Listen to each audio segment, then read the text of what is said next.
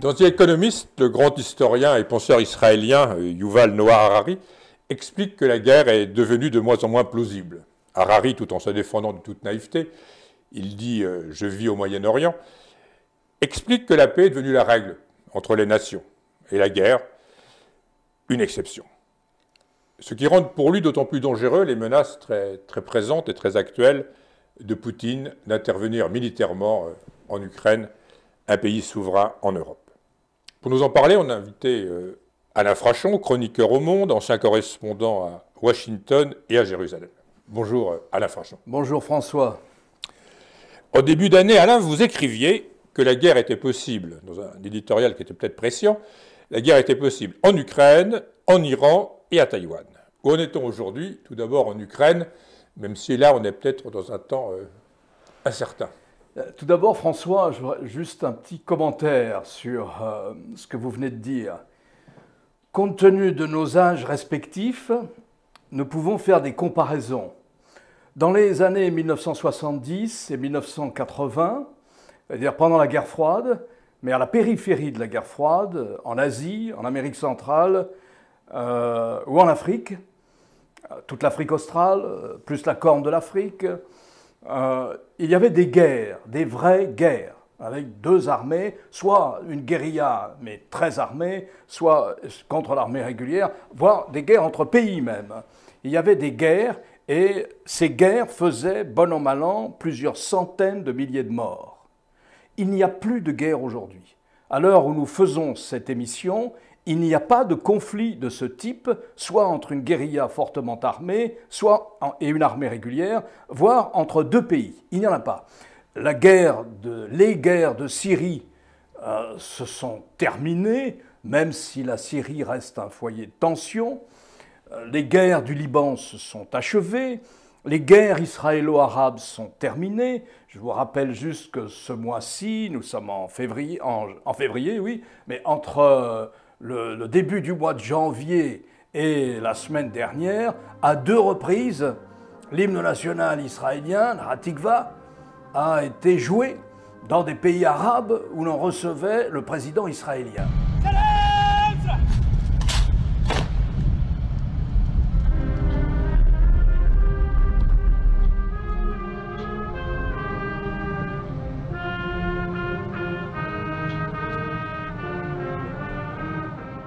Ça ne veut pas dire qu'il n'y a pas de potentialité de conflit, parce que s'il n'y a pas de conflit ouvert en ce moment, et c'est tant mieux, il y a en revanche des états de guerre. On peut dire que le Moyen-Orient peut être encore un état de guerre, on en parlera tout à l'heure.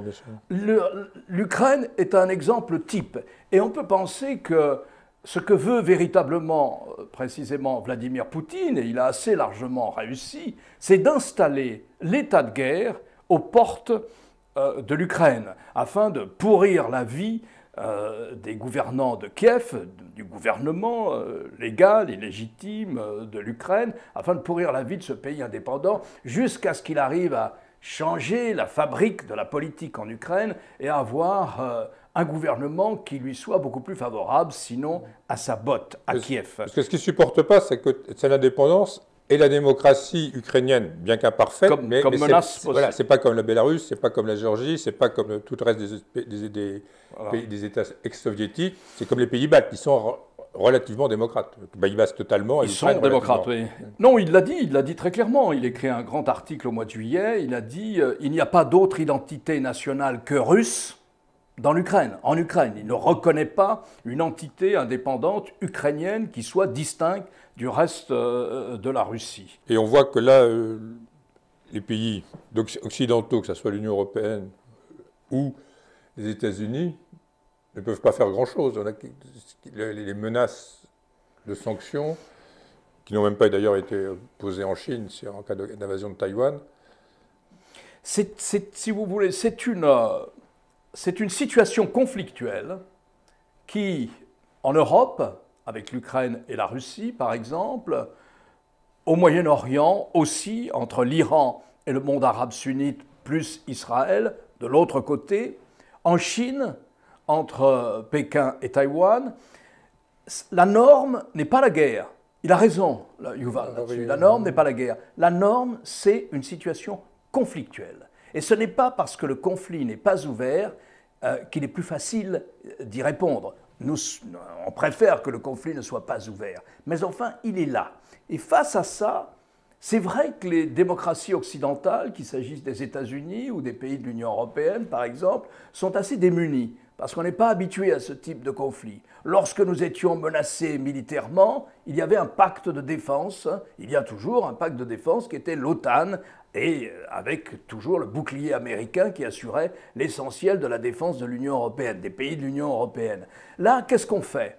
Quand une situation conflictuelle s'installe à nos portes, et le cas de la Russie et de l'Ukraine est flagrant, c'est une situation conflictuelle à nos portes avec des possibilités non seulement de destruction, de réanimation de la guerre sur le terrain de l'Ukraine, des possibilités de devoir accueillir, on en parlait récemment, 5 à 6 millions de réfugiés en 6 mois ou en 1 an. Donc on est immédiatement concerné, c'est chez nous, c'est notre arrière-cour.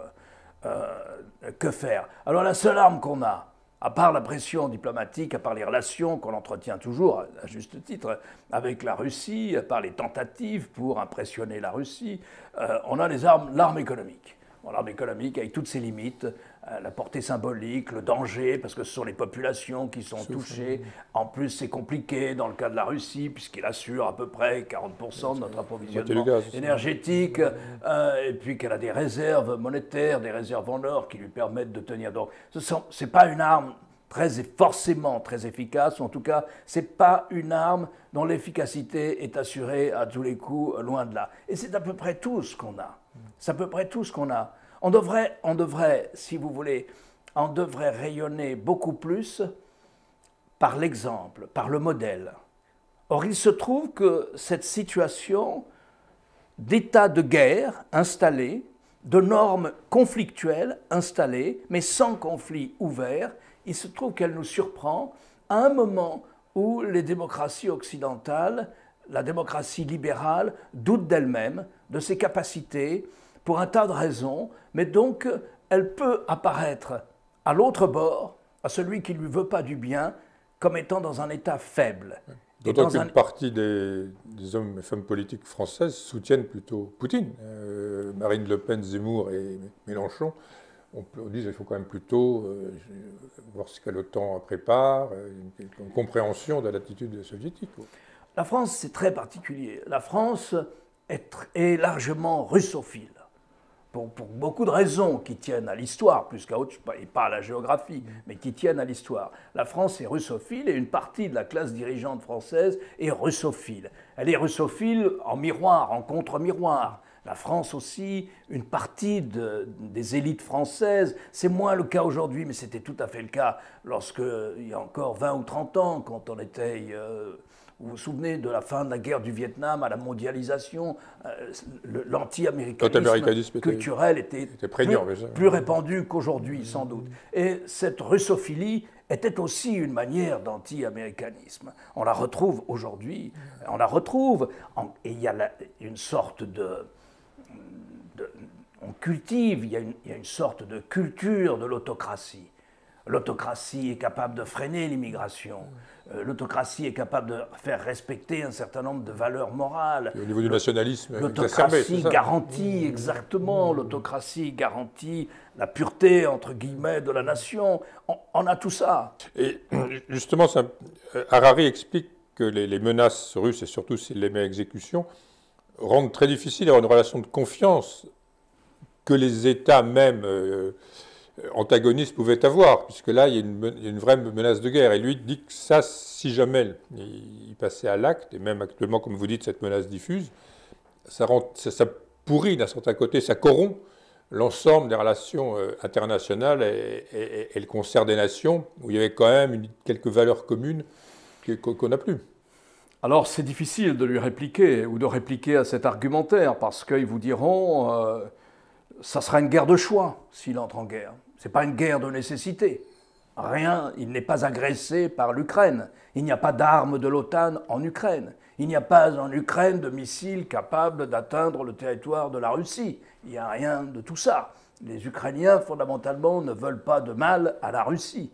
Ils s'en défient, ils s'en méfient, mais enfin c'est de la Russie quand même, d'un accord conclu en 91, qu'ils ont obtenu leur indépendance et que cette indépendance a été garantie par la Russie en 1994. Enfin, le respect des frontières de cet État a été garanti par la Russie en 1994. Donc ce serait véritablement une guerre de choix. Pour revenir à l'Iran, un accord est-il... Actuellement, il y a un accord sur le nucléaire iranien qui est négocié, on peut expliquer brièvement par qui et comment. Est-ce que là, un accord est possible qui limiterait donc le programme nucléaire iranien, et qui calmerait peut-être un peu le jeu, alors qu'une partie des opinions, en tout cas des stratèges américains et israéliens, eux disent non, il faudrait frapper auparavant le programme nucléaire israélien. Il y avait un accord entre la communauté internationale, ou ce qui en tenait lieu, mais c'était très représentatif, et puis l'Iran de l'autre côté. L'Iran acceptait que son programme passe sous le contrôle des Nations Unies, et en contrepartie, le Conseil de sécurité, mais surtout les États-Unis, mais aussi les Européens, puisque chacun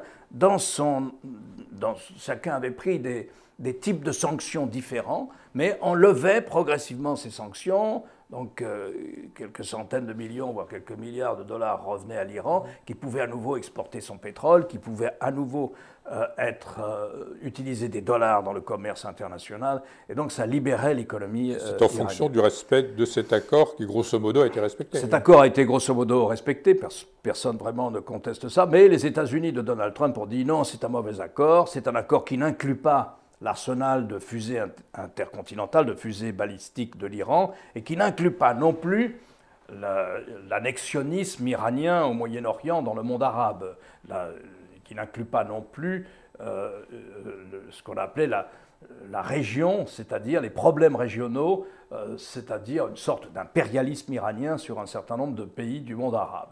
Et donc, pour ces raisons, ils sont sortis unilatéralement de l'accord.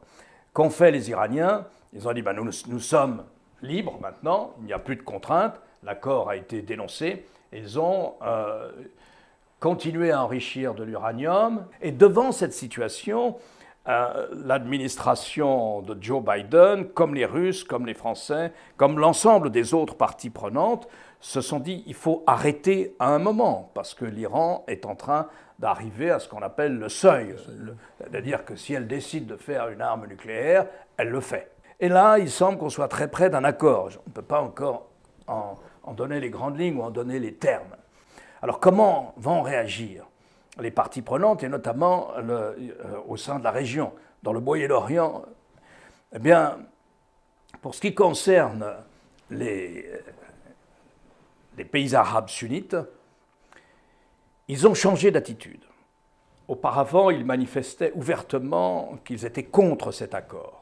Parce qu'ils disaient, comme les Israéliens, qui étaient contre cet accord, l'accord de Vienne, parce qu'ils disaient, au fond, l'Iran s'est trouvé à nouveau en capacité d'exporter du pétrole, l'Iran, un certain nombre de ses comptes qui avaient été bloqués, s'est trouvé donc à nouveau avoir des moyens relativement importants pour continuer sa stratégie de pénétration du Moyen-Orient. C'est une guerre qui coûte très cher. Voilà, c'est-à-dire qu'ils soutiennent des milices chiites, l'Iran est un pays chiite, ils soutiennent dans le monde arabe, essentiellement sunnite, ils soutiennent les minorités chiites en leur donnant des armes, en leur donnant des fonds, en les organisant, avec des officiers. Ces milices font partie du système de défense de l'Iran, avant qu'on puisse arriver même au territoire iranien. C'est en Irak, c'est le cas en Irak. En Syrie, il y a une alliance, une vieille alliance militaire entre les deux pays qui date de 1983, je crois. Et donc là, il y a une présence iranienne aussi. Et puis, naturellement, le Hezbollah au Liban. Le Hezbollah au Liban, qui à son tour était approvisionné en missiles capables d'atteindre les villes israéliennes. Donc, les pays arabes sunnites ont changé. Ils se sont dit, cette fois, on va jouer le jeu de la négociation, au moins publiquement, et pour voir ce que ça donne. Et c'est intéressant parce que les Saoudiens ont commencé un dialogue avec les Iraniens il y a 6 mois. un des États, par exemple l'État des Émirats arabes unis, qui est un des États signataires des accords d'Abraham, c'est-à-dire qui a établi des relations diplomatiques avec Israël, qui est un État qui a une armée assez sérieuse, qui est, après l'Arabie saoudite, un des États qui domine la région avec le Qatar, eh bien, lui, il a rehaussé sa représentation diplomatique à Téhéran au niveau des ambassadeurs. Et les gens qui s'occupent de la sécurité de l'État des Émirats arabes unis ont été reçus à Téhéran aussi. Donc on voit que dans le monde arabe sunnite, quelque chose a changé. En revanche, si on s'en tient aux déclarations qu'a fait le gouvernement de coalition en Israël, là, je serais moins catégorique. Je pense que Israël, sans en faire un casus belli avec l'administration Biden, sans dégrader ses relations avec les États-Unis pour autant, ni avec l'Europe, ni avec la Russie, ni avec la Chine, je pense qu'Israël restera hostile à cet accord. Et la situation qui est ainsi créée, c'est que vous avez un État d'Israël qui reste dans la même situation, qui est le premier visé, puisque dans la rhétorique officielle de la République islamique d'Iran, il s'agit constamment d'attaquer Israël. C'est la rhétorique. Si vous êtes un gouvernant israélien, vous ne pouvez pas ne pas en tenir compte. C'est comme ça. On peut douter qu'il ne passe jamais au niveau d'utiliser l'arme nucléaire, mais enfin, bon, ils ne sont pas les seuls dans la région. Il y a aussi l'Inde, il y a aussi le Pakistan. Voilà, mais la vraie menace, c'est évidemment l'Iran. La vraie menace, voilà, pour Israël, c'est...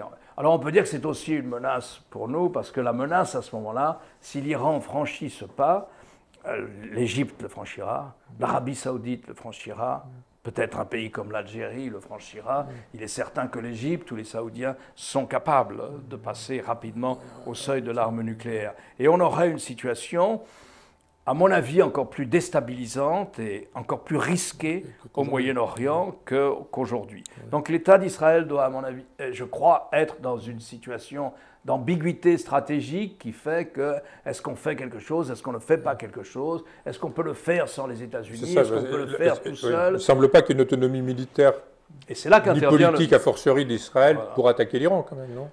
Je ne crois pas, parce que, enfin, je ne sais pas, je ne suis pas un spécialiste militaire, je ne sais pas.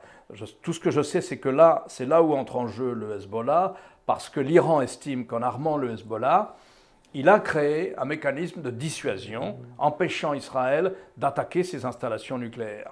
Donc vous voyez, on reparlait tout à l'heure de ces situations qui ne sont pas des situations de guerre ouverte. Et c'est vrai, ce n'est pas une situation de guerre ouverte. Et même, c'est une situation de banalisation de l'État d'Israël dans le monde arabe. Donc on sort d'un conflit qui a été celui qu'on a connu, nous, pendant des années. On est dans une autre histoire. Oui, ça paraissait totalement inimaginable d'entendre la Tikva en Arabie Saoudite. On est dans une autre histoire pour un tas de raisons passionnantes. Mais enfin, on est dans une autre histoire. Et je ne pense pas que la question du nucléaire iranien, qui, après tout, est la question, une des motivations pour le monde arabe sunnite pour s'allier avec Israël, c'est de faire face à l'expansionnisme iranien à l'ombre d'une possible arme nucléaire iranienne qui sanctuariserait l'Iran.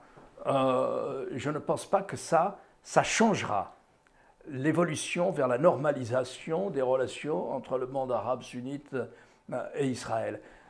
Il n'empêche, on est dans une situation de conflit potentiel, on est dans une situation qui est conflictuelle, sans qu'il n'y ait de conflit ouvert.